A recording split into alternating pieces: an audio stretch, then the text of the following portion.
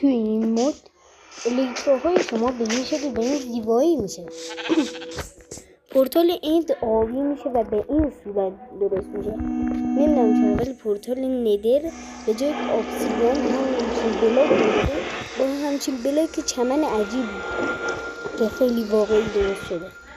نمیدونم برای این تخم دراغون برای به جای بنفش برای شده سفید خالخالی آبی. داریم میگین داشت من تو چجوری این رو گذاشتی تو این مود؟ به شما اجازه میده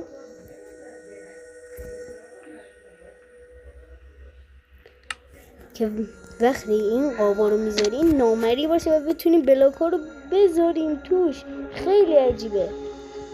اینکه الان با خودتون میگین داش میاد داش نمیتونی از اینجا رد بشی. چی شده؟ بلاک نامریه؟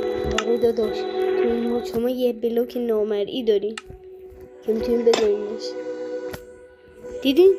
خیلی خفنه و این بلاک خیلی خفن که وسط آبی راه اضافه شده. خیلی باحال بودش.